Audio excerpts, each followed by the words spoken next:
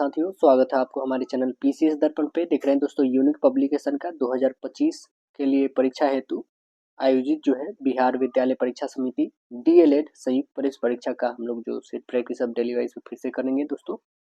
जो पहले अभी हम लोग का कंप्लीट होने वाला है कौन सा, तो प्रीवियस ईयर का जो हम लोग लगा रहे थे, अभी तक हम लोग 6 सेट प्रैक्टिस करा दिया है। आज जो करने वाले हम लोग 7 नंबर है। बिहार डीएलएड परीक्षा जो है 7/6/2023 में पूछा गया प्रश्न। टोटल आपके 120 क्वेश्चन मिलेंगे। इसमें आपका क्या स्कोर रहता है कमेंट सेक्शन में जरूर बताइएगा। तो चलिए स्टार्ट करते हैं सेशन को। आप हमारे चैनल पर नए हैं तो सब्सक्राइब कीजिएगा ताकि नेक्स्ट ऑन वीडियो सबसे पहले आप तक पहुंचेगी। देखिएगा, बिहार डीएलएड परीक्षा 7/6/2023 में पूछे गए प्रश्न। पहला जो आता है हमारा जनरल इंग्लिश का आता है। देखिए जनरल इंग्लिश में क्या क्वेश्चन है।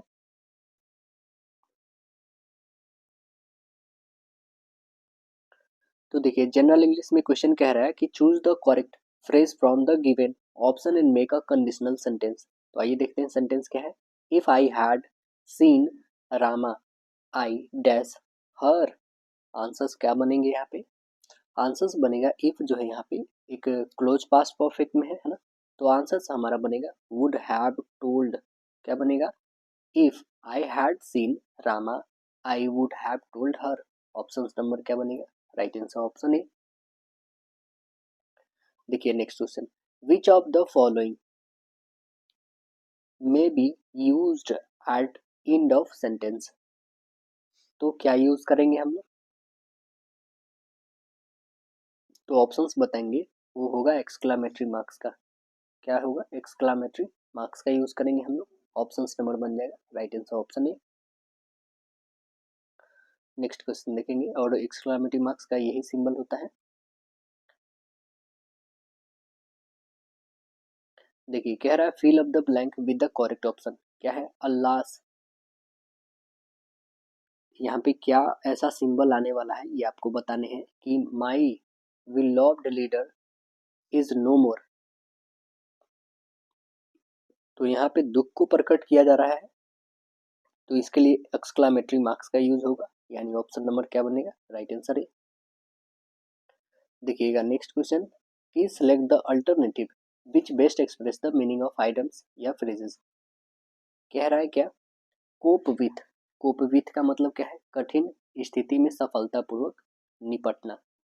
तो यहाँ पे क्या बन जाएगा, to handle something difficult. Option number क्या बनेंगे, right answer option B.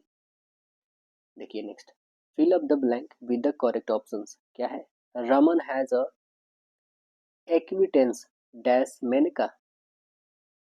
Acquaintance something मतलब क्या होता है कि मतलब परिचित व्यक्ति परंतु घनिष्ठ मित्र नहीं, है ना। परिचित होना चाहिए बट वो उसके अंदर में घनिष्ठता न होना चाहिए। तो आंसर्स क्या बनेंगे यहाँ पे, ऑप्शंस बताएंगे कि Raman has no acquaintance with Maneka.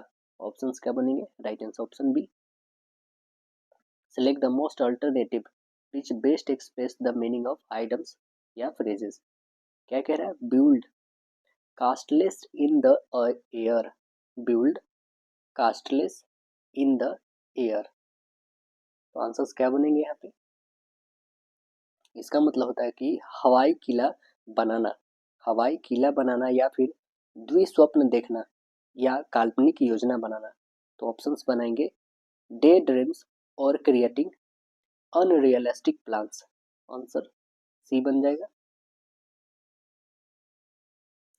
Fill up the blank with the correct options. क्या है, all furniture dash old. Answers क्या बनेंगे यहाँ पे, all furniture all the furniture looks old. Option number right answer C बनेगा यहाँ पे। नेक्स्ट क्वेश्चन देखेंगे, fill up the blank with the correct option. कह रहा neither you nor he dash to blame. Answer क्या बनेगा यहाँ पे, आंसर बताएंगे कि neither you nor he is to be is to blame. Option number right answer D बनेगा। Pick out the non finite verb या verbs in sentence given below. क्या है हमारा पास, we must prevent their coming. We must prevent their coming. Answers क्या बनेंगे यहाँ पे, नॉन फाइनाइट। तो आप यहीं पे बता दोगे कौन सी है, तो वो है कमिंग। राइट आंसर क्या बनेगा, आइए देखिए कमिंग किस में है। तो ऑप्शंस बता देंगे, right answer option number C. कह रहा fill in the blank with the correct options. क्या है हमारा, आइए देखते हैं। कह रहा है कि she was sitting dash Savitri and Sushma. Answer बनेगा क्या कि she was sitting between Savitri and Sushma, मतलब वह कहाँ पे बैठी थी, सावित्री और सुषमा के बीच में। ऑप्शन नंबर बी बनेगा। Select the most appropriate option to change the sentence from direct speech to indirect. हमें कौन से ये चेंज करने हैं जो डायरेक्ट से इनडायरेक्ट में। तो आइए देखते हैं क्या कह रहा है। I took Rahul to office with me, he said. तो आंसर क्या बनेगा, he said that he dash Rahul to office dash. Answers क्या बनाएंगे यहाँ पे, ऑप्शंस बताएंगे ना कि he said that he had taken Rahul to office with him. Option number क्या बनेगा, राइट आंसर ऑप्शन बी। देखिए कह रहा है कि complete the sentence using appropriate options. आइए चूज करके देखते हैं। Dash you put the cheese on your crust, don't forget to lather it with marinara sauce. तो आंसर्स क्या बताएंगे, आंसर्स बोलेंगे राइट आंसर ऑप्शन सी होगा, बिफोर यहाँ पे यूज करेंगे।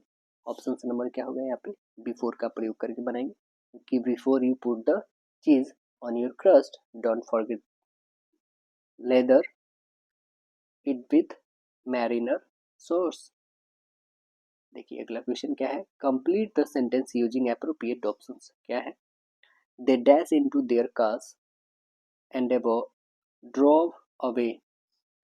क्या बनेगा इससे, ऑप्शंस बताएंगे कि they got into car into their cars and drove away। Option number right answer D बनेगा। अगला क्वेश्चन कह रहा है कि a sentence has been given in active voice out of 4 alternative given below sentence, select the which one best express some sentence in passive voice. देखिए क्या है active में, we have bought a new car today.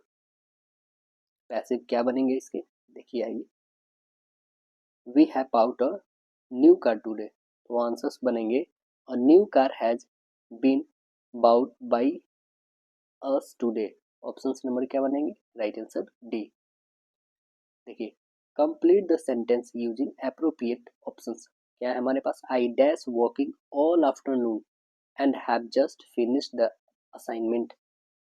Answers क्या बनेंगे, answers बनेंगे I have been working all afternoon and have just finished the assignment. Option number D बनेगा।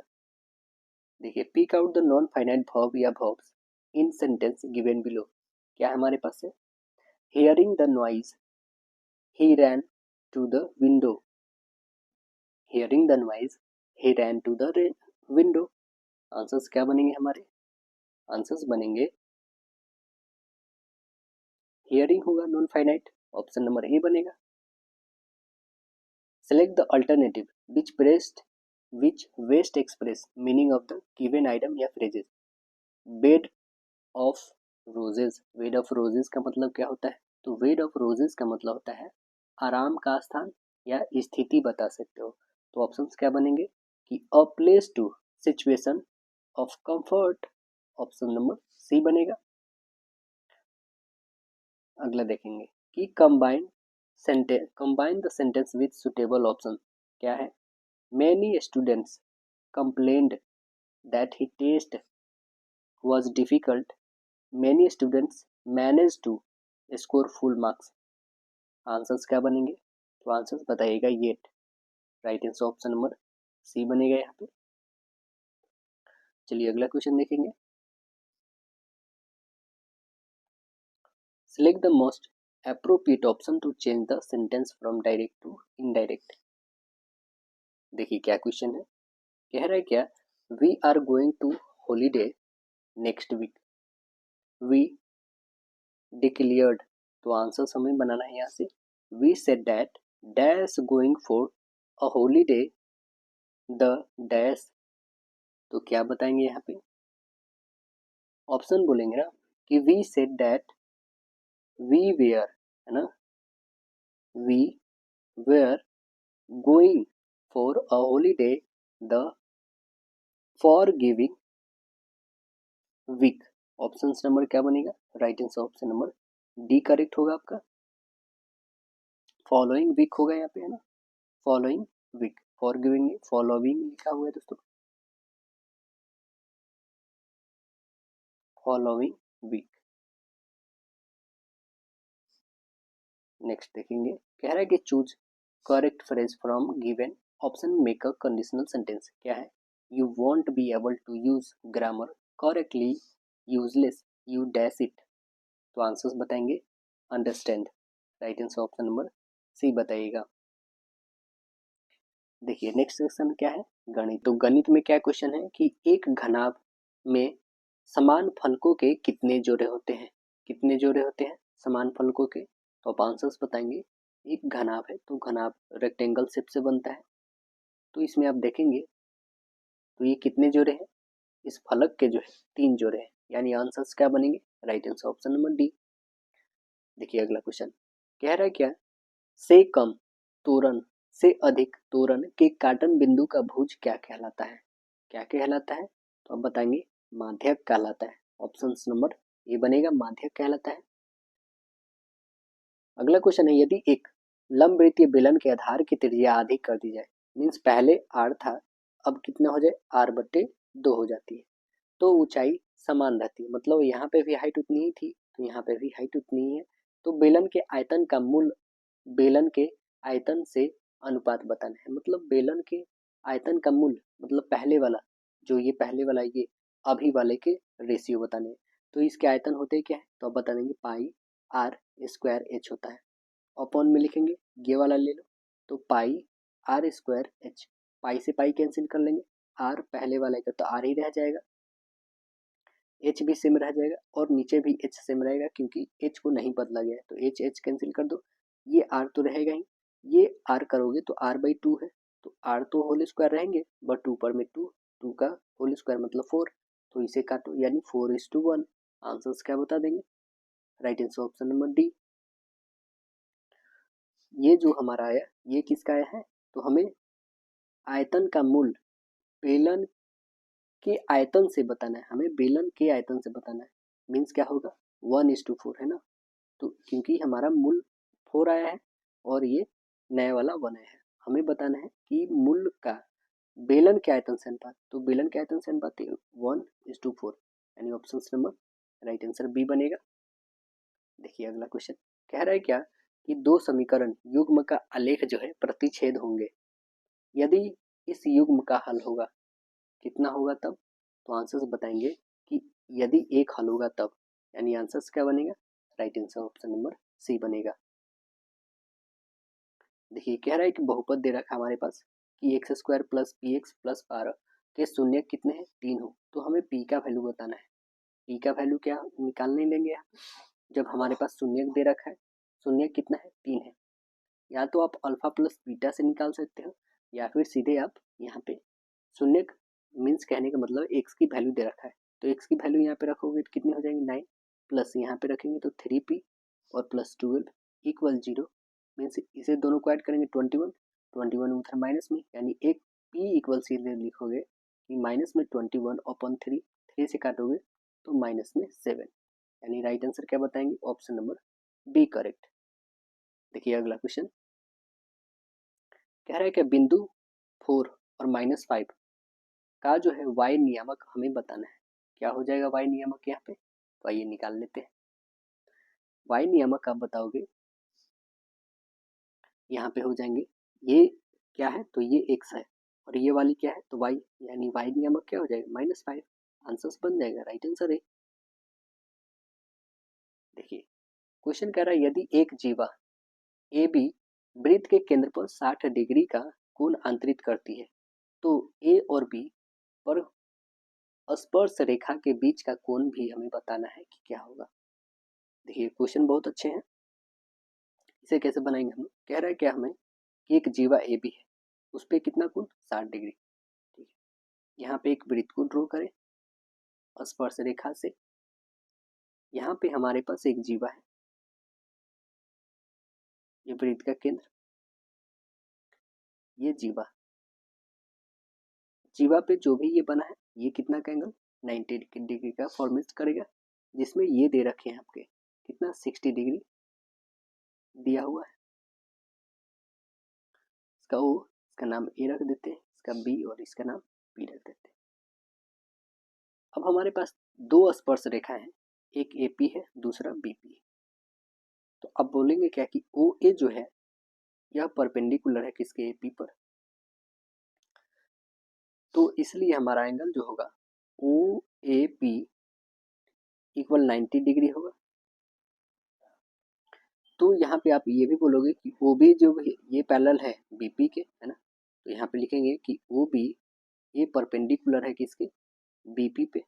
सो यहाँ पे एंगल बनेगा हमारा ओ बी पी इक्वल कितना है 90 डिग्री।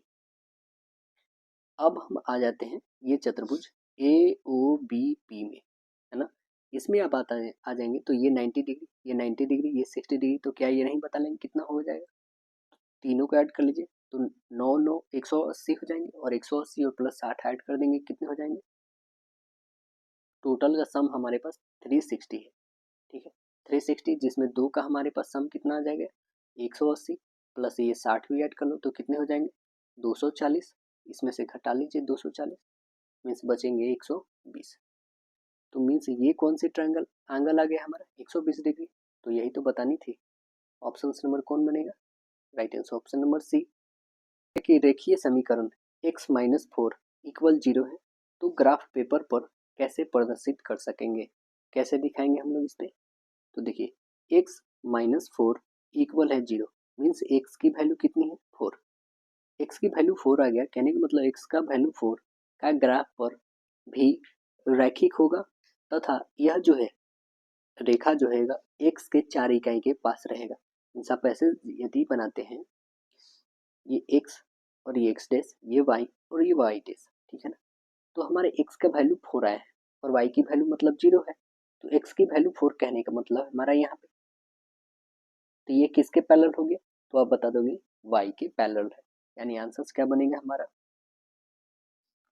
ऑप्शंस बताएंगे यह एक कैसी रेखा होगी, सरल रेखा, ऑप्शन नंबर बी। देखिए अगला क्वेश्चन क्या कह रहा है कि sec a plus tan a into 1 minus sine A की वैल्यू बताना है क्या होगा, तो क्या हो जाएगा यहाँ पे इसका वैल्यू, पहले तो हम करेंगे कि सेक को आप चेंज कर सकते हो, यहाँ पे सेक को हम लोग 1 बाई कोस लिख सकते हैं, प्लस tan को हम लोग लिखेंगे साइन ओपन कोस, साइन ओपन कोस हो जाएगा, और इसे मल्टीपल कर लेंगे हम लोग, 1 माइनस साइन है तो 1 माइनस साइन रहने देते हैं।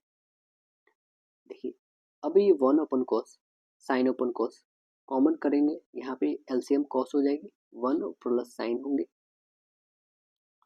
यहाँ 1 माइनस साइन लिखेंगे।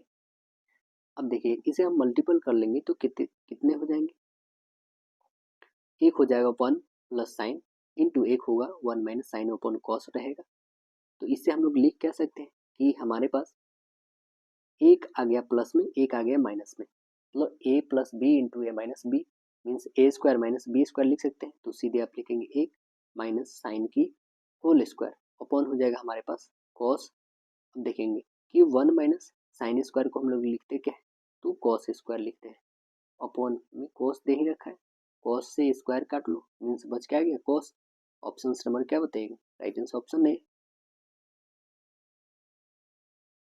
नेक्स्ट है क्या कि आधुनिक गणितज्ञों के अनुसार अपरिभाषित पद कौन सा है, कौन सा है, तो अपरिभाषित इसमें पद जो है ना इनमें कोई नहीं है, राइट आंसर क्या बताएंगे, ऑप्शन नंबर ए बनेगा। देखिए नेक्स्ट क्वेश्चन कह रहा है क्या, यदि ए दे रखा है बी भी है हमारे पास सी भी है, तो ए बी सी के मध्य केंद्रक का नियामक हमें क्या होगा ये बताना है, तो ए बी सी के बीच का नियामक क्या हो जाएगा केंद्रक का, देखिए केंद्र का नियामक कैसे निकालते हैं, जब एक्स वाई हमें फाइंड करने होंगे तो कैसे फाइंड करेंगे, यहाँ पे देखिए इसकी फॉर्मूला होती है नियामक केंद्रक का निकालने के लिए होता है x1 प्लस x2 और प्लस x3 होता है, अपॉन में लिखेंगे हम लोग 3, और y के लिए लिखेंगे सेम वही y1 plus y2 plus y3, तीनों को लिखेंगे हम लोग y1 plus y2 plus y3,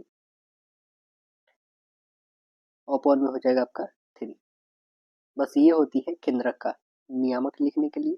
तो एक्स वाई की वैल्यू यहाँ पे दे रखा है हमारा कि ये x1 है, ये x2 है, ये x3 है हमारा, ये y1 y2 और y3 है। सभी में वैल्यू रख लीजिए इसका।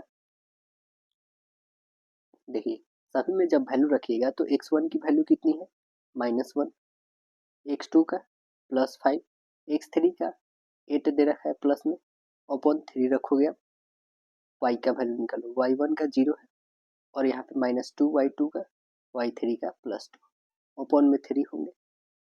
चलिए इसे निकालिए आगे नेक्स्ट। तो आप बोलोगे कि 5 और 8 को ऐड कर लो, इसमें से 1 को घटा लो, तो कितने हो जाएंगे 4। यहाँ पे देखिए 4 नहीं, यहाँ पे हो जाएंगे 12 ना। तो 12 को 3 से डिवाइड करोगे तो 4 आ गए। अब यहाँ पे देखो प्लस और माइनस कैंसिल हो गया, यानी इसका वैल्यू 0, मीन्स केंद्रक हमारे क्या आ गए 4 और 0। देखिए ऑप्शन नंबर कौन से है 4 0। तो राइट आंसर ऑप्शन दिख रहे होंगे, ऑप्शन नंबर डी आपके करेक्ट आंसर बनेंगे, डी। कह रहा है क्या, माध्य, माध्यिका और बहुलक कौन सा संबंध को सत्य बताता है, कौन सा बताता है बताइए। तो देखिए बहुलक बराबर होता है, यानी मोड बराबर आप बता दोगे कि 2 गुना मीडियन माइनस 3 गुना मीडियन -2 मोड मीन होता है ना। तो ये ऑप्शंस बताएंगे, मतलब बहुलक बराबर होता है 3 गुने माध्यिका -2 गुने माध्य होता है, यानी करेक्ट आंसर कौन सा बनेगा। तो right answer option number B correct होगा। फॉर्मूला ही होता है तो उसे याद करने हैं आपको।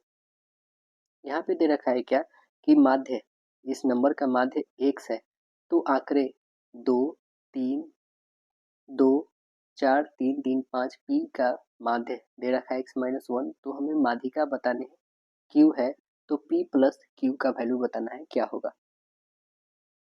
तो सभी को हम लोग यहाँ पे करेंगे, पहले x की वैल्यू फाइंड करने के लिए सभी नंबर को ऐड करेंगे पहले, ठीक है। सभी को ऐड करते हैं कितने आ जाएंगे 1 + 3 4 4 8 हो जाएंगे, और यहाँ से कितने हो जाएंगे 9 और 7 16, 16 और 8 ऐड कर दोगे तो 4 आ जाएंगे। टोटल नंबर कितने हो जाएंगे 24 आ जाएंगे। टोटल नंबर हमारे पास आ जाएंगे 6 है, 6 से डिवाइड करोगे तो कितने आ जाएंगे 4 आ जाएंगे, ठीक है। अब ये जो हमारे पास 4 आ गया है यही में x के इक्वल में है, मीन्स ये x आ गया हमारा, ठीक।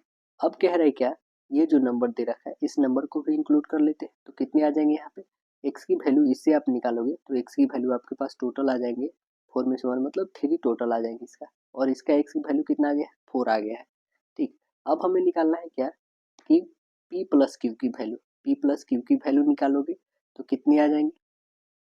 तो देखिए p प्लस क्यू का वैल्यू आप निकालोगे तो p का वैल्यू हमारे पास आ चुका है 17 प्लस क्यू का वैल्यू प्लस p इक्वल में लिखेंगे 7 इंटू 3 21, ठीक है। तो p इक्वल आप लिखोगे 21 में से 17 घटा दोगे तो कितने आ जाएंगे 4, p की वैल्यू कितनी आ गई 4।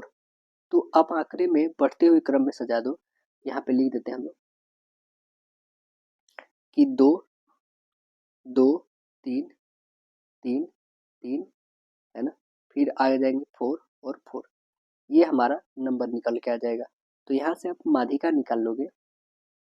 जब यहाँ से हम माध्यिका फाइंड करेंगे तो माध्यिका का फॉर्मूला होता है क्या है, पहले नंबर को टोटल काउंट कर लेंगे। तो नंबर मेरा विषम था, मतलब n प्लस n और प्लस 1 होता है ऊपर में 2, क्योंकि नेक्स्ट वाले नंबर को निकालेंगे जब ऑड होगा तो यहाँ पे हमारा चौथा निकलेगा। तो हमने नंबर को जो सीरीज करा है उसमें लिखेंगे 2 2 3 3 3 4 और 4, ये था ना। तो हमारा कौन सा पद निकल रहा है इसमें, टोटल नंबर को आप देखोगे टोटल 7 है, 7 में से एक 8 मतलब चौथा पद, चौथा कौन सा आ रहा है 3 आ रहा है, मीन्स आंसर क्या बनेगा हमारा। तो राइट आंसर ये तो 3 निकल गया हमारा क्या क्यू का वैल्यू। तो पी का वैल्यू कितना दे रखा था 4 और इसका वैल्यू 3, दोनों को ऐड कर देंगे तो कितना आएगा 7, ऑप्शन नंबर ए करेक्ट होगा। देखिए बहुपद दे रखा है हमारे पास, ठीक है। जब इसको इससे भाग दिया जाता है तो शेषफल, तो भागफल जो है x-2 प्राप्त होता है, तो इसका क्षेत्रफल क्या होगा ये हमें बतानी है। क्षेत्रफल क्या हो जाएगा, तो देखिए जब इसको हम लोग इससे भाग करेंगे तो क्या बचेगा, देखिए क्वेश्चन -x, पहले तो ये लिखोगे आप, ठीक है। और ये पहले लिखते हैं -x plus x minus x square plus x और माइनस वन को आप यदि मल्टीपल करते हो किससे, तो एक्स माइनस टू से, और प्लस शेषफल हमें नहीं पता क्या है, करोगे तो कितनी आ रही है, एक्स क्यूब, यहाँ पे लिख दीजिए माइनस में x cube plus three x square minus three x और प्लस फाइव, यह आ रहा है। तो बस इसे सॉल्व करेंगे हम लोग। तो देखिए इसे सॉल्व करते हैं हम लोग, यहाँ पे लिखेंगे minus X cube plus X square minus X plus हो जाएंगे two X square minus two X हो जाएगा प्लस में टू और प्लस हो जाएगा, रिमाइंडर हम लिख लेते हैं यहाँ पे शेष के बदले, ठीक है, आर लिख लिए है। इक्वल में हमारे पास हो जाएंगे क्या क्या, तो देखिए यहाँ पे लिखिए इक्वल में होंगे मेरे एक्स क्यूब माइनस में प्लस में थ्री एक्स स्क्वायर और माइनस में हो जाएंगे हमारे पास थ्री एक्स और प्लस होगा फाइव। इसे सॉल्व करेंगे आप तो कितने आ जाएंगे हमारे शेष, यहाँ से रिमाइंडर को फाइंड कर लेंगे, तो रिमाइंडर इक्वल हमारा हो जाएगा three x square minus three x square minus three x और प्लस थ्री एक्स होगा और प्लस में फाइव और माइनस में टू, मीन्स यहाँ पे ये कैंसिल होगा, ये और ये कैंसिल होगा, फाइव में से टू घटाओगे तो थ्री, मतलब रिमाइंडर हमारा कितना आएगा तीन। आंसर क्या बन जाएगा, राइट आंसर ये बनेगा। देखिए अगला कह रहा है क्या कि किसी त्रिभुज एबीसी में बी एवं सी और बने बहिष्य कोण क्रमशः 100 और 100 है, दोनों 100 है, तो बी ए सी का माप हमें बतानी है क्या होगा। देखिए एक यहाँ त्रिभुज दे रखा है, दोनों के बहिष्य कोण दे रखे हैं, ठीक है, ए बी सी, यहाँ पे रखते ए बी एंड सी, दोनों में बहिष्य कोण है, ये भी 100 ये भी 100। अब देखिए जब ये 100 है तो ये कंफर्म होगा 80, जब ये 100 है तो ये भी कंफर्म 80, क्योंकि एक स्ट्रेट लाइन है, तो ये 80 और 80 तो कितने हो जाएंगे 160, तो ये कितने बच गए बताओगे 20, तो हमें बतानी है बी ए सी, यही तो बतानी है 20 डिग्री, ऑप्शन नंबर ए बता दोगे आप। देखिए अगला क्वेश्चन कह रहा है कि cos 0 प्लस रूट टू सेक 45 माइनस रूट थ्री टेन 30 का वैल्यू आपको बताने है क्या होगा। तो देखिए cos 0 का वैल्यू 1 होता है प्लस रूट टू तो रहने दो आप, ठीक, सेक 45 की वैल्यू क्या होती है, तो रूट टू होता है, माइनस में रूट थ्री तो रूट थ्री रहने देते हैं, टेन 30 का वैल्यू कितनी होती है, तो वन अपन रूट थ्री होता है, रूट थ्री से root three cancel, root two से टू हो जाएगा आपका, मतलब वन प्लस टू और माइनस हो जाएंगे यहाँ पे वन, माइनस प्लस काट दो यानी प्लस में हमारा आंसर टू, ऑप्शन नंबर क्या बताएंगे, राइट आंसर डी। देखिए कह रहा है कि किसी चक्रवृद्धि ब्याज की दर से 4000 का चक्रवृद्धि ब्याज 2 सालों में कितना हो जाता है, 410 रुपया हो गया। तो देखिए इसे कैसे सॉल्व करेंगे हम लोग, हमें फाइंड करनी है कि उस रेट को बताना है ना, 4000 रुपये का चक्रवृद्धि ब्याज 2 सालों के लिए कितना हो जाता है 410। तो देखिए कैसे इसे सॉल्व करेंगे हम लोग, 410 जो हो जा रहा है वो हमारा क्या है, इंटरेस्ट है, तो 2 सालों के लिए ले रहा है ना, चलिए इसे सॉल्व करके देखा जाए क्या आ रहा है। पहले जो फॉर्मूला होती है वो हम लोग रखेंगे, क्योंकि हमारा अमाउंट जो हो जाएगा वो कितना हो जाएगा, 4000 तो हमारा प्रिंसिपल है, प्लस में 410 इंटरेस्ट ले रहा है, मीन्स कितना बता दोगे 4410 टोटल हो जाएगा। तो आइए ये फॉर्मूला आप लोग देखते आए हैं शुरू से ही, ए इक्वल होता है principal plus principal into one plus R upon 100 के पावर एन या टी लिखते हैं, बस इसी पे सॉल्व करनी है। ए का वैल्यू दे रखा है 4410, पी का वैल्यू दे रखा है 4000 इंटू वन तो रहेंगे ही, रेट हमारे पता नहीं है, तो एलसीएम ले लो 100 और प्लस आर अपॉन 100 होगा, एन की वैल्यू कितनी है 2 सालों के लिए, ठीक है। अब देखेंगे ये 4000 और ये आ जाएंगे 4000, ठीक, ये हो जाएंगे 100 प्लस आर अपन होगा 100, तो क्या इसे हम लोग 441 को इस जीरो से जीरो काट दो, 441 मतलब ये 21 का स्क्वायर है, ये 20 का स्क्वायर है, ठीक है ना, तो ऊपर लिख दो 21 अपन 20, इस दोनों का whole square equal 100 plus R अपन 100 की होल स्क्वायर, तो होल स्क्वायर से होल स्क्वायर कट गया, मीन्स क्या बच गया 21/20, यहाँ पे लिखते हैं 21/20 बच गया, और इधर बच गया आपके पास 100 और यहाँ पे 100 प्लस आर बच गया। क्रॉस मल्टीपल कर लेंगे तो कितने आ जाएंगे हमारे पास 2100 इक्वल हो जाएगा 2000 प्लस 20R। ठीक है, घटाओगे तो 100 और यहाँ पे 20R है, 20 से काटोगे तो 5 टाइम, यानी रेट कितने आ गए तो बताएंगे 5%। हमें यही तो निकालने थे, तो आंसर्स कौन से बन जाएंगे? Right answer option number A correct होगा। देखिए कह रहा है कि साइन 2A इक्वल होगा 2 साइन ए। सत्य है तो ए की वैल्यू बताना है, कितना हो जाएगा? कितना हो जाएगा मीन्स कहने का कि यहाँ पे साइन 2A इक्वल हो जाएगा 2 साइन ए लिखेंगे। ओके, अब देखिए यहाँ पे हम लोग लिख सकते हैं क्या 2 साइन ए इंटू यहाँ पे लिखेंगे कॉस ए इक्वल होगा 2 साइन ए लिखेंगे ना, मीन्स यहाँ पे हम लोग लिख लेंगे कॉस ए इक्वल कितने हो जाएंगे 1। मीन्स आप बताओगे क्या कि कॉस ए इक्वल हो जाएगा कॉस 60 डिग्री। मीन्स यहाँ पे कॉस से कॉस कैंसिल तो आप बता दोगे कि एंगल की वैल्यू जो आ गया हमारा 60 डिग्री। ऑप्शन नंबर क्या बताएंगे? राइट आंसर ए होगा। संख्याएं 144 और 372 का महत्तम समापवर्तक कितने हो जाएंगे? HCF। कौन सा निकलेगा HCF? तो आप बता दोगे कि ये भी 12 से डिविजिबल है, ये भी है, मतलब आंसर डी करेक्ट होगा आपका। क्वेश्चन कह रहा है कि एक घड़ी का निर्धारित मूल्य 720 रुपये था।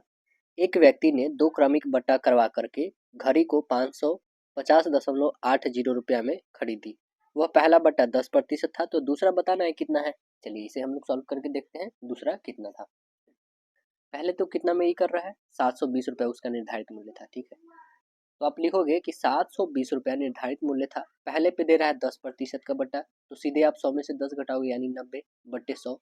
दूसरा तो हमें पता नहीं, मतलब आप कह दोगे 100 में से कोई भी घटा लो, 100 में से x कोई भी अल्फाबेटिक, 100 में से x हमने घटा लिया अपॉन 100। ठीक है, बेच कितना में दे रहा है तो बताओगे कि 550.80 में बेच दे रहा है ना। अब देखिए इसे जो काटने वाला है काट देंगे, 2 जीरो से 2 जीरो कैंसिल हो गया।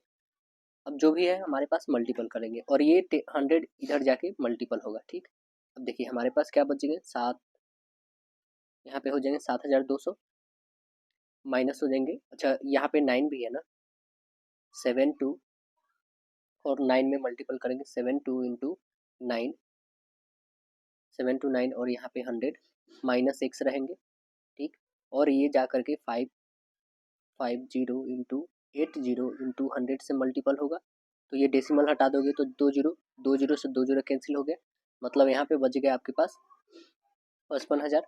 ठीक है, और इधर मल्टीपल करते हैं हम लोग, तो ये हमारे पास इतना रह जाएगा 100 माइनस एक्स हो जाएगा। ठीक है, 100 माइनस एक्स इक्वल आप बता दोगे कि ये मल्टीपल में तो डिवीजन में आ जाएगा 55080 अपॉन में आ जाएंगे आपके पास 72 इंटू 9 आएंगे इतना। चलिए इसको काट के देखते हैं, कटने वाले तो होंगे ही कन्फर्म, तो इसे आप काटोगे ना 85 टाइम्स में कटेगा। ठीक है, तो हमारे पास x की वैल्यू कितनी आ जाएगी, तो x की वैल्यू आप बता दोगे कि 100 में से 50 ही घटेगा मतलब 15, तो दूसरा जो हमारा डिस्काउंट आएगा वो 15% रहेगा। ऑप्शन नंबर कौन सा बता दोगे? तो राइट आंसर ऑप्शन नंबर ए बता दीजिएगा। देखिए अगला क्वेश्चन कह रहा है यदि 4 लगातार विषम संख्याओं का माध्य हमारे 6 है तो सबसे बड़ी संख्या में बताना है। 4 लगातार बोलना है ना, विषम संख्या, तो विषम संख्याएं क्या होती है? x हो गया, ठीक है, और x -3 ले सकते हैं हम लोग, ये भी विषम संख्याएं हैं। x -1 भी एक विषम संख्या है, x +1 भी एक विषम संख्या है, और x +3 भी एक हमारा विषम संख्या। तो 4 ही लगातार लेनी थी, 4 हमने लगातार ले रखा। सबसे बड़ी ये वाली होगी x +3 वाली, कोई नहीं, चलो हम लोग पहले सबको इंक्लूड करते हैं, 1 2 3 और 4, 4x हो जाएंगे यहाँ पे, 4x और सभी को ऐड कर लेंगे, 4x अपॉन टोटल नंबर कितने हैं 4, 4 से आप डिवीजन करोगे तो ये कितने आ जाएंगे हमारे पास x आ गया। मीन्स आप बोलोगे कि x जो हमारा आ गया है, x का माध्य जो है हमारे कितना हो जाएगा, माध्य 6 है, मीन्स अब बता दोगे कि x की वैल्यू 6 आ गया। तो आप खुद जोड़ के देख लो, इसमें सबसे बड़ी संख्या हमारी क्या हो जाएगी, सबसे बड़ी संख्या कौन सी हो जाएगी, तो यही है ना सबसे बड़ी संख्या, तो 6 और 3 9, यानी ऑप्शन नंबर क्या बता दोगे? Right answer option number D बता दीजिएगा। अगला देखिए बहुपद दे रखे हैं x³ +x² -7x-2, दो शून्यक है, एक है √7 एक है -√7, तो तीसरा शून्यक हमें बताना है। तीसरा शून्यक चलिए इसे फाइंड करते हैं। तीसरा शून्यक फाइंड करने के लिए हमें क्या करना होगा, देखिए तीसरा शून्यक फाइंड करने के लिए हम क्या करेंगे यहाँ पे कि जो हमारे पास x माइनस रूट 7 है, ठीक है, यहाँ से निकलेगा रूट 7 एक मेरा, ठीक है, और एक जो है x और प्लस रूट 7, मतलब यहाँ से निकलेगा माइनस रूट 7 आपका निकलेगा।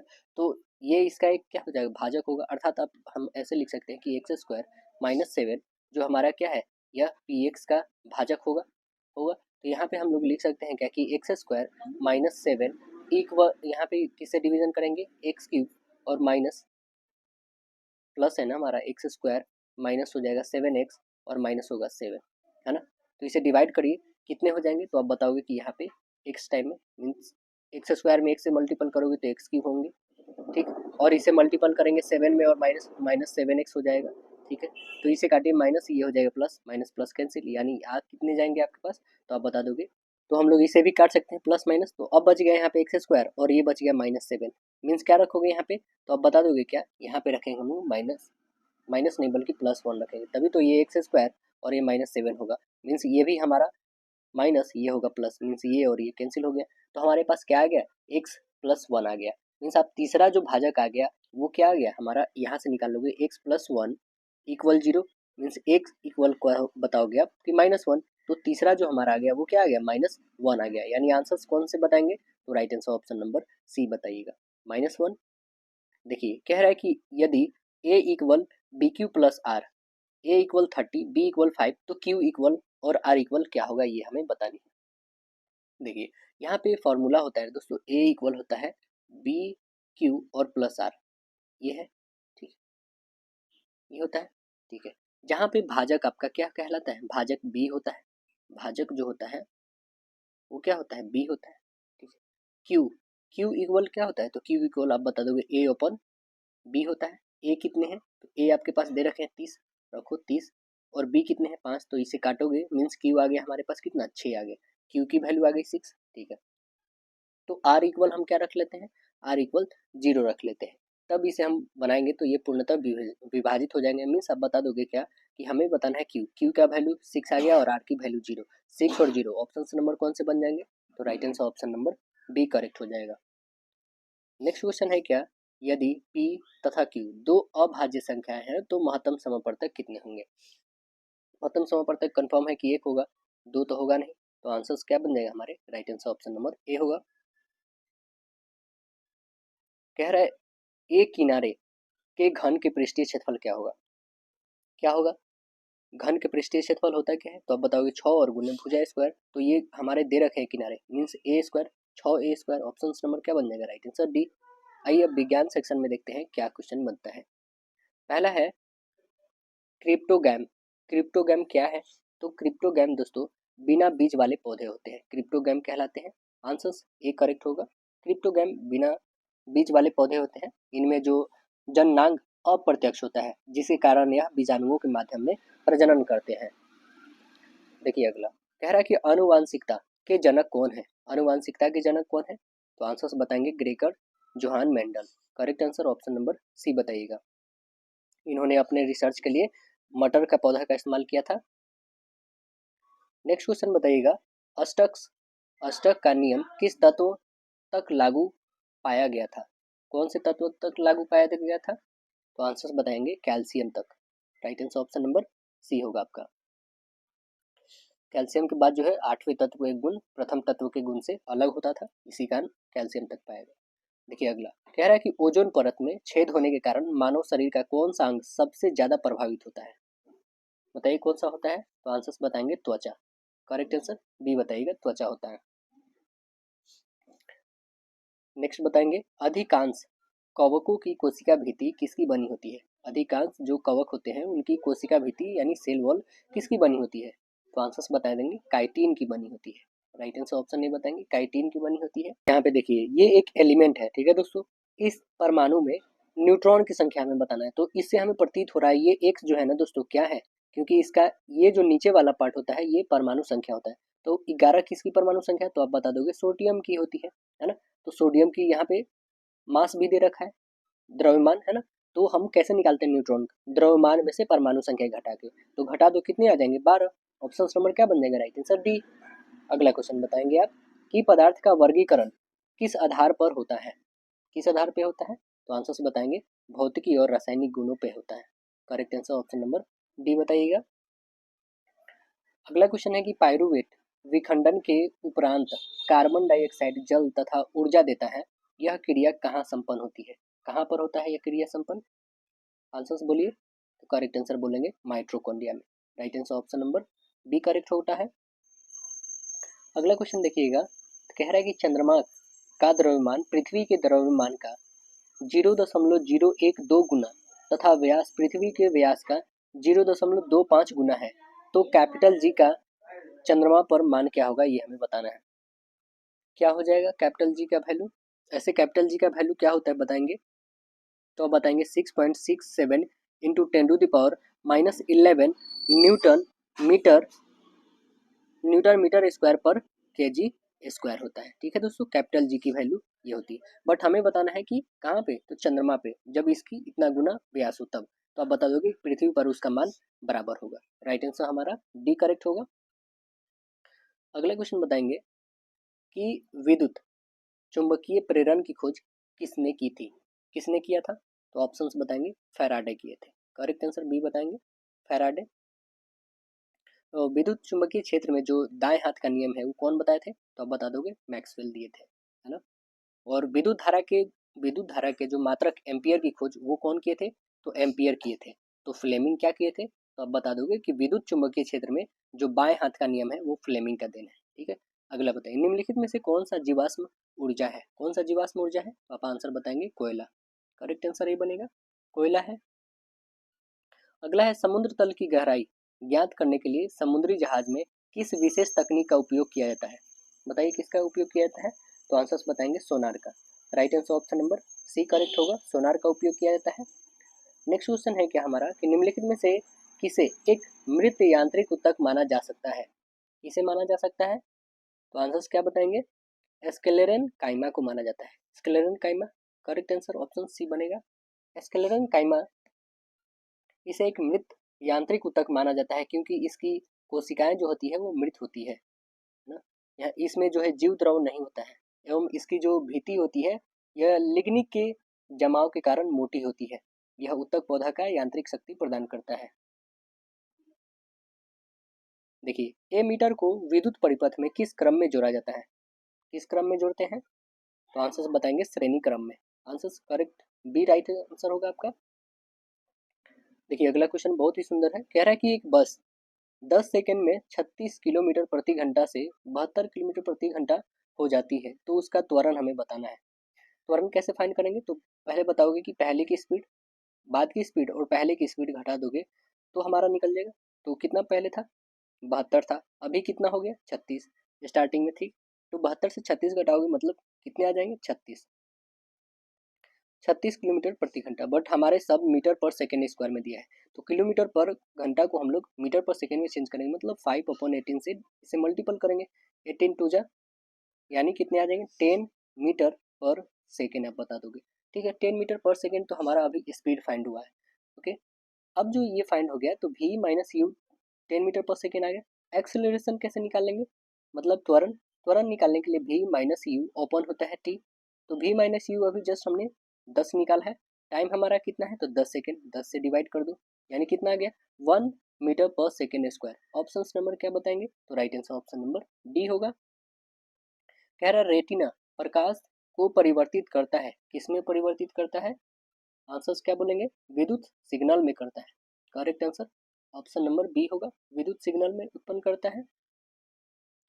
देखिए, क्रेब्स चक्र का एक महत्वपूर्ण उत्पाद जो एटीपी संश्लेषण करता है, किसमें करता है? तो आप बताएंगे NADH। ये NADH क्रेब्स चक्र का एक महत्वपूर्ण उत्पादक है जो एटीपी का संश्लेषण करता है।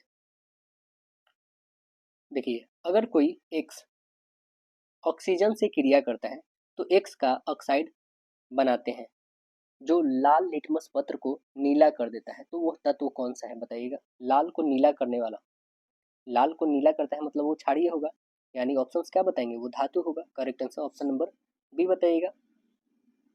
अगला क्वेश्चन देखेंगे, किसानों के द्वारा फसल चक्र का उपयोग किसकी वृद्धि हेतु किया जाता है?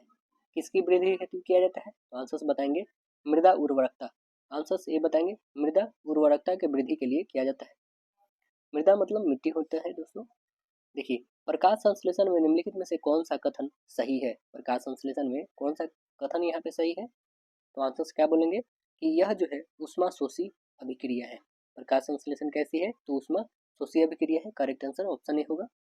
देखिए, अगला सेक्शन आता है हम लोग का सामाजिक अध्ययन। ये सामाजिक अध्ययन में क्वेश्चन देखते हैं क्या है। विधान परिषद की स्थापना को भारत के संविधान के अनुच्छेद डैश में परिभाषित किया गया है। कौन से अनुच्छेद में बताइएगा? तो अनुच्छेद 169 में। Correct answer option number C बताएंगे। अनुच्छेद 169 में है। तो अनुच्छेद 170 में क्या है? इसमें है विधानसभाओं के गठन से संबंधित प्रावधान है। और 172 में क्या है दोस्तों? तो 172 में है राज्य विधायिकाओं के कार्यकाल से संबंधित है। तो 175 में क्या है फिर? राज्यपाल का सदन अथवा सदनों को संबोधित करने तथा उन्हें संदेश देने का अधिकार से संबंधित का प्रावधान जो है आर्टिकल 175 में है। बताइए, प्राथमिक ऊर्जा का उदाहरण नहीं है। कौन नहीं प्राथमिक ऊर्जा का उदाहरण? तो आंसर बोलेंगे विद्युत नहीं है। Correct answer option number B बताएंगे। तेलुगु स्वाभिमान का नारा किस राज्य में दिया गया था? तेलुगु स्वाभिमान का नारा किस राज्य में दिया गया था? तो आंसर्स बोलेंगे आंध्र प्रदेश में। करेक्ट आंसर ये बनेगा आंध्र प्रदेश। 2011 जनगणना के अनुसार भारत की कितनी प्रतिशत आबादी द्वितीयक कार्य में लगी? बताइए कितनी प्रतिशत लगी? तो आंसर बता देंगे 0.243%। ऑप्शन नंबर सी बताएंगे आप। देखिए, अगला क्वेश्चन कह रहा है कि किस पतन का जो है नया नाम जवाहरलाल नेहरू पतन रखा गया है? कौन सा बंदरगाह का नाम रखा गया है जवाहरलाल नेहरू? तो आंसर्स बोलेंगे मुंबई बंदरगाह का नाम जो है रख दिया गया है जवाहरलाल नेहरू। करेक्ट आंसर ये बताएंगे।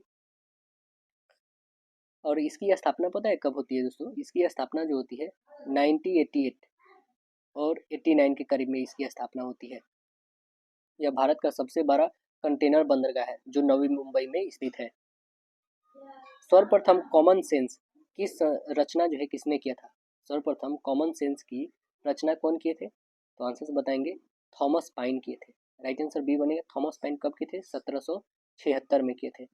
1776 में किए थे कॉमन सेंस। ये एक पत्रिका है दोस्तों, लघु पत्रिका है कॉमन सेंस। यहाँ पे अगला देखेंगे, कह रहा है कि भारत में निष्पक्ष निर्वाचन की प्रक्रिया का संचालन का दायित्व किस पर था? किस पर है बताएंगे? तो आंसर्स क्या बोलेंगे? यह निर्वाचन आयोग पे है। बताइएगा अभी वर्तमान में निर्वाचन आयोग कौन है दोस्तों? तो वर्तमान में निर्वाचन आयोग, वैसे ही करंट अफेयर इसमें पूछते नहीं बट ऐसे ही पूछ लिया मैं। तो वर्तमान में राजीव कुमार है ना। अगला देखेंगे, कह रहा है कि इनमें से भारत में सबसे बड़ी जनजाति कौन है? कौन है सबसे बड़ी? तो आंसर बताएंगे भील जनजाति है। करेक्ट आंसर डी बताइएगा, भील जनजाति है जो महाराष्ट्र, छत्तीसगढ़, गुजरात, राजस्थान, मध्य प्रदेश, त्रिपुरा में पाई जाती है। भारत की दूसरी सबसे बड़ी जनजाति कौन सी है? तो बता दोगे गोंड है ना। अगला बताइए, जेम्स वाट ने किस यंत्र का आविष्कार किया? कौन से यंत्र का आविष्कार किए? तो आंसर बताएंगे वाप इंजन। करेक्ट आंसर बी होगा। नेक्स्ट क्वेश्चन कह रहा है कि कांवड़ झील बिहार के किस जिले में स्थित है? बताइए कांवड़ झील बिहार के किस जिले में स्थित है? तो आंसर्स बता देंगे बेगूसराय में है। करेक्ट आंसर सी बताएंगे। यह झील को पक्षी बिहार का दर्जा कब मिला था? तो 1987 में मिला था। कब मिला था? 1987 में बिहार सरकार ने दिया था। 2020 में इसे रामसर स्थल में शामिल कर लिया गया। यह दर्जा प्राप्त करने वाला पहला आर्द्र भूमि है। भारत के प्रथम मुख्य चुनाव आयुक्त कौन थे? बताइए कौन थे? तो आंसर बताएंगे Sukumar Sen ji. Correct answer option number C बताएंगे। 1950 से लेके 1958 तक यह रहे थे। अभी वर्तमान में तो बताए ही दोस्तों कौन है, राजीव कुमार है। क्वेश्चन क्या है? नेक्स्ट क्वेश्चन कह रहा है कि द्वितीय विश्व युद्ध में धुरी राष्ट्रों में कौन सा देश शामिल नहीं था? कौन सा देश शामिल नहीं था? तो आंसर बताएंगे सोवियत संघ नहीं था, जिसको हम लोग अभी रूस के नाम से जानते हैं। Answer correct answer option number D बताएंगे। अगला देखेंगे, कह रहा है कि बालाघाट खानों में निम्नलिखित में से किस खनिज का खनन किया जाता है? बालाघाट खानों में कौन से खनिज का उत्खनन किया जाता है? तो आंसर बताएंगे मैग्नीज का किया जाता है। Correct answer option number B बताइएगा, मैग्नीज का किया जाता है। और ये कहाँ पे पड़ता है? तो यह पड़ता है मध्य प्रदेश में दोस्तों। बताइए निम्नलिखित में से कौन सा खरीफ फसलों का उदाहरण है? खरीफ फसल का उदाहरण बताएंगे। तो आंसर बोलेंगे चावल है। खरीफ फसल का उदाहरण चावल। करेक्ट आंसर ये बताइएगा। देखिए निम्नलिखित में से कौन सा एक डेयरी पशु नहीं है? कौन नहीं है डेयरी पशु? तो आप बताएंगे ऊंट नहीं है यहाँ पे। Correct answer option number C बताएंगे। बताइए पृथ्वी के अक्ष के सिरों को कहते हैं? पृथ्वी के जो अक्ष का सिरा है उसे क्या कहते हैं? तो आंसर्स बताएंगे, उसको ध्रुव कहते हैं, है ना, पोल कहते हैं। आंसर्स बी बताएंगे।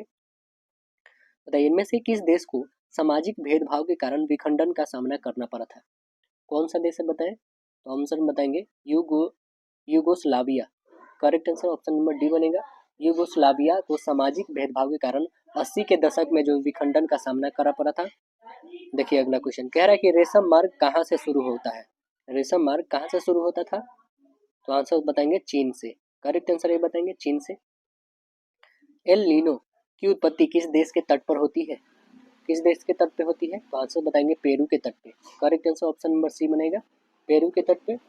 बताइएगा अगला कह रहा है क्या, बोबोन राजवंश, बोबोन राजवंश जिसे फ्रांसीसी क्रांति के दौरान अपदस्थ कर दिया गया था, को डैश की संधि पर हस्ताक्षर करने के बाद सत्ता में बहाल किया गया था?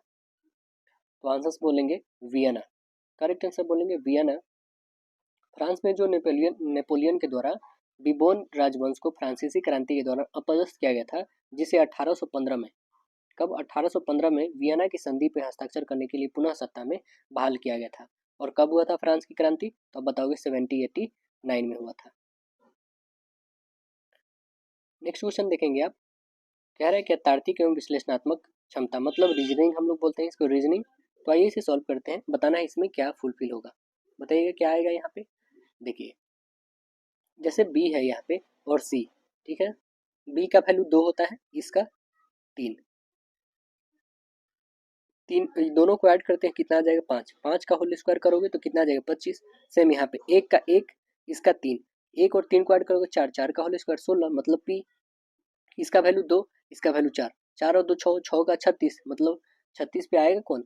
तो 36 पे तो कोई आता नहीं है, तो हम लोग 36 में से 26 को घटा लो, जो आएगा आंसर बनेगा आपका यहाँ पे 0 और यहाँ पे 1, यानी 10, 10 पे आता है कौन सा है जे, यानी करेक्ट आंसर कौन सा बन जाएगा? Right answer option number B. अगला क्वेश्चन देखेंगे, कह रहा है इसमें लुप्त संख्या हमें बतानी है क्या होने वाली है। देखिए 40 41 फिर 38 35 31, तो आगे क्या आएगी, आगे क्या आने वाला है तो आप बता दोगे। इसमें देखो -1 हो रहा है, इसमें -2 हो रहा है, इसमें -3, इसमें -4, तो इसमें -5 कर देंगे। 31 में से -5 करोगे मीन्स क्या आ जाएगा 26। ऑप्शन नंबर क्या बनेगा? Right answer option A. देखिए कह रहा है कि 3 रंगीन बॉक्स है जो हरे लाल रंग में 108 गेंदें रखी गई है। हरे और लाल बॉक्स में संयुक्त रूप से 3 बॉक्स के दुगुने गेंद हैं, और जितने गेंद नीले बॉक्स में है वह लाल बॉक्स के दुगुने संख्या में। तो डिब्बे में कुल कितने गेंद हैं ये हमें बतानी है। कितने डिब्बे में कुल कितने गेंद हो जाएंगे तो आप बता दोगे कि एक तो था ही, है ना, और प्लस हो जाएगा x/3 और प्लस हो जाएगा ये 2x/3, टोटल कितने हैं 108। बस इसे सॉल्व कर लेंगे, एलसीएम ले लीजिए कितने आ जाएंगे।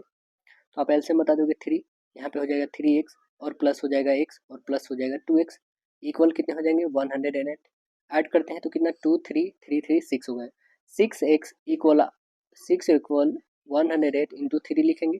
6 से काटोगे इसे तो कितने टाइम्स में 2 टाइम्स में, इसे 2 से काटोगे तो 5 एंड 4 टाइम्स में, कितने आ गए हमारे पास 54, यानी आंसर्स क्या बोलेंगे? ऑप्शन नंबर आपके सी दिख रहे हैं, तो ऑप्शन नंबर सी बता देंगे। देखिए अगला क्वेश्चन कह रहा है ABCDE 5 स्कूल है, ठीक है ना, ए ई तथा बी के बीच में है, ठीक है, ई डी के दाईं ओर है। यदि सी और डी दो छोर पे है तो सी की बाईं ओर कौन सा स्कूल है ये हमें बतानी है। देखेंगे पहले यहाँ पे अरेंज कर लेंगे हम लोग, पहले है डी, फिर है ई, फिर ए है, फिर बी है और सी है। तो हमें बताना है कि सी के बाईं ओर से, सी के बाईं ओर से, बाईं ओर से कौन सा स्कूल है, सी के बाईं ओर से कौन सा है, तो बी है। ऑप्शन नंबर क्या बताएंगे? Right answer option B. नीचे दिए गए प्रश्न में बताना है आगे क्या आने वाला है। आम फल है तो प्याज क्या है, एक बताइए, प्याज क्या है तो तना है, आंसर्स बी बताएंगे।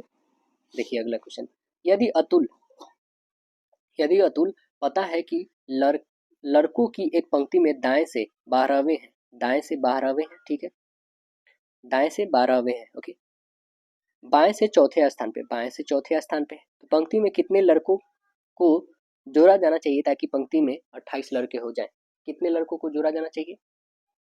तो आप पहले ये दोनों को ऐड करो, कितने हो जाएंगे, तो 12 4 16, 16 में से एक घटा लोगे तो कितने 15, 15 में हमें कितने अभी ऐड करने चाहिए कि 28 आएंगे बता दो। तो आंसर से बोलोगे राइट आंसर डी, 13 और ऐड करेंगे तो 28 होंगे, यानी ऑप्शन नंबर डी करेक्ट होगा। चलिए अगला क्वेश्चन कह रहा है कि चुने कि कौन सी संख्या जोड़ी आगे आती है ना। देखिए 17 से कितना 17 से आप देखोगे तो 17 से यहाँ पे 20 हुआ, ठीक है, फिर 17 से यहाँ पे 20 हुआ, 3 बढ़ा है ना, यहाँ पे देखेंगे तो ये 3 घटा है, फिर यहाँ पे देखो 3 बढ़ा है, तो हमें क्या बढ़ाना है, इसे भी 3 बढ़ाना है, मतलब 23 होंगे, कंफर्म है। तो 23 से स्टार्ट होने वाला एक ऑप्शन आपके पास डी है, एक ऑप्शन आपके पास ए है, मतलब सी और बी तो कैंसिल हुआ, ठीक है। तो अब 31 से क्या करेंगे, 31 से भी हम यहाँ पे इंक्रीज करेंगे, डिक्रीज यहाँ पे हम लोग कर देंगे, इंक्रीज ही करेंगे ना। तो कितने हो जाएंगे हमारे पास यहाँ पे, इंक्रीज डिक्रीज होगा ना, क्योंकि यहाँ पे अभी जस्ट बढ़ा है तो घटेगा। तो आप बता दोगे 28, यानी कौन सा होगा, 23 और 28 वाला ऑप्शन नंबर कौन सा बन जाएगा, right answer option number A correct हो जाएगा आपका। ये अगला क्वेश्चन कह रहा है कि ऐसे गायकों की संख्या कितनी है जो न तो स्त्री है और ना ही प्रबंधक है, न तो स्त्री है, ठीक है, स्त्री है इसे हटा दो, इसको हटा देंगे, ठीक है। अब कह रहा है कि ना तो स्त्री है और ना ही प्रबंधक, प्रबंधक कौन है, ये आयत वाला, तो इन्हें भी हटा दो, तो कौन सा बच गया, बस 15 बच गया, यानी आंसर कौन सा बन जाएगा, right answer option number B correct हो जाएगा आपका, ऑप्शन नंबर बी करेक्ट होगा। यहाँ पे कि अंग्रेजी वर्णमाला के विपरीत क्रम में बाएं से 10वें अक्षर के दाईं ओर से 8वें अक्षर कौन सा होगा, ये हमें बताना है। तो कौन सा होगा, जो हमारा पहले बोल रहा है कि 10, ठीक है, बाएं से 10वां अक्षर, फिर दाएं से बोल रहा है यहाँ पे 8वें अक्षर, दोनों को इंक्लूड करेंगे तो कितना हो जाएगा, 18। अब विपरीत क्रम में देखेंगे तो ये कौन सा आ जाएगा, 18 का अपोजिट जो होता है वो 9 होता है ना, तो आंसर क्या बता देंगे, right answer option number B बनेगा, 9 पे आई आता है। अगला क्वेश्चन देखेंगे, कह रहा है कि दिए गए श्रृंखला में हमें बताना है कि प्रश्नवाचक चिन्ह पे क्या आने वाला है।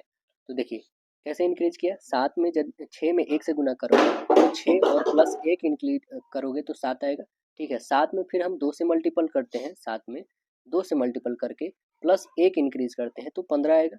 फिर यहाँ पे हम 15 में वही सेम करेंगे कंडीशन, 15 में 3 से मल्टीपल करके एक, फिर 46 में आप 4 से गुना करके एक, फिर ठीक है 85 में 5 से गुना करके एक इंक्रीज करना है, तो इसमें 5 से एक गुना करिए प्लस में एक बढ़ा दीजिए, तो कितने हो जाएंगे, 5 25 25, 40 और 2 42 और 4 रहेगा, 5 एकम 5 और 4 9 और प्लस एक कर दोगे, यानी कितने हो जाएंगे 926। ऑप्शन नंबर कौन से बन जाएंगे, right answer option number A correct होगा।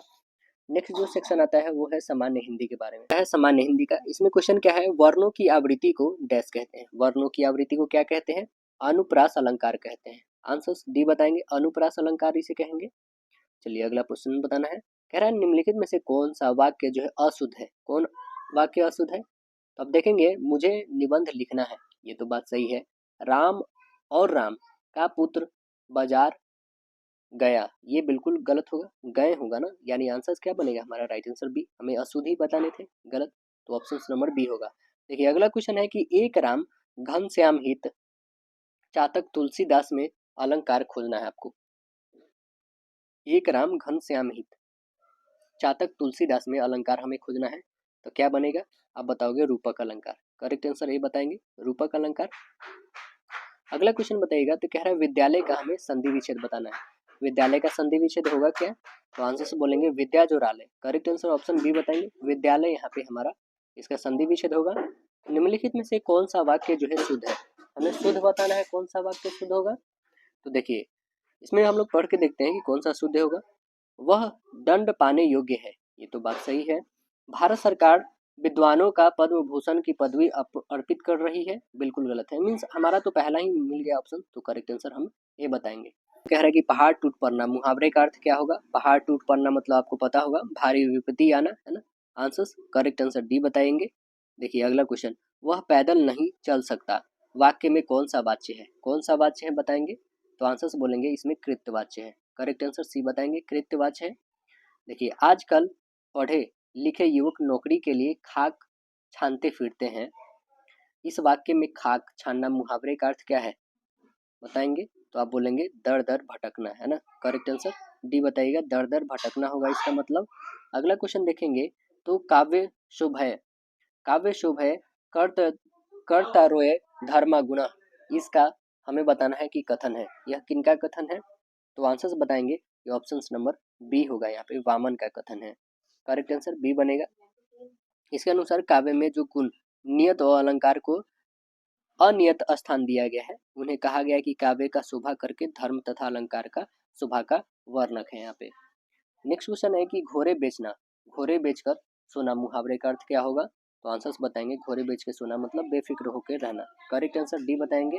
अगला क्वेश्चन है कि जब एक ही शब्द दो या दो से अधिक बार आए और उसका अर्थ हर बार अलग अलग हो तो कौन सा अलंकार कहलाता है, कौन सा अलंकार कहलाता है वो, तो आंसर्स बताएंगे, यमक अलंकार कहलाता है।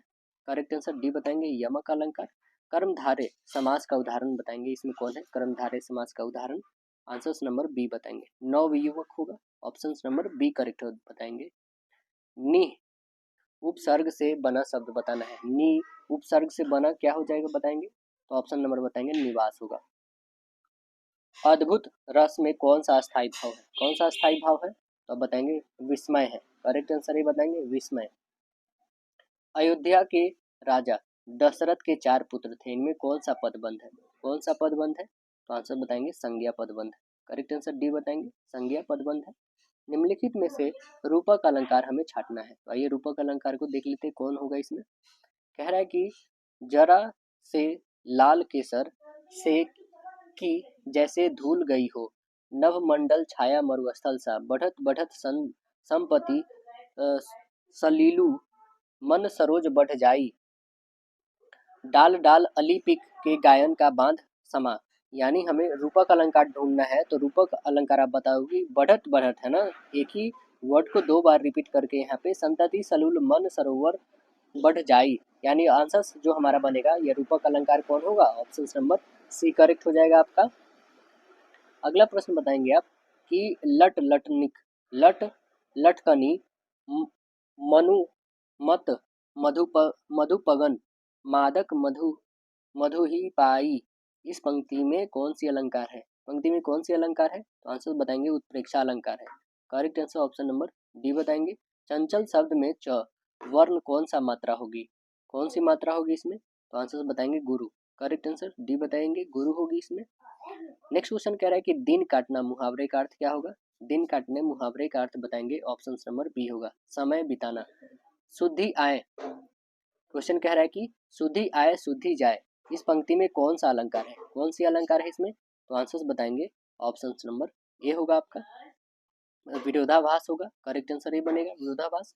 मनुष्य एक सामाजिक प्राणी है, उसका धर्म है कि वह स्वयं जिए और दूसरे को भी जीने दे, वह अपने सुख दुख के साथ दूसरे को सुख दुख की ओर ध्यान दे, अपने स्वार्थ को छोड़कर दूसरे के हित की भी सोचे। अपना स्वार्थ सिद्ध करना मानवता नहीं है, परहित ही सच्ची मानवता है, यही सच्चा धर्म है। मनुष्य अपनी क्षमता या अर्थात या सामर्थ्य के अनुसार परहित कर सकता है, वह मन से धन से तन से अथवा तीनों से दूसरों की भलाई कर सकता है। दूसरे के प्रति सच्ची सहानुभूति रखना भी परहित है।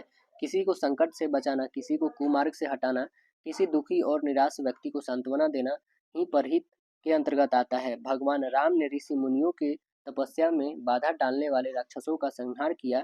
ईसा मसीह ने लोगों का उत्थान किया। सम्राट अशोक ने स्थान स्थान पर कुएं बनवाए, तालाब आदि खुदवा कर जनता का उपकार किया। यही मानवता का धर्म है, प्रमुख धर्म है। तो संसार का अर्थ क्या है? संसार का अर्थ बताओ क्या होगा?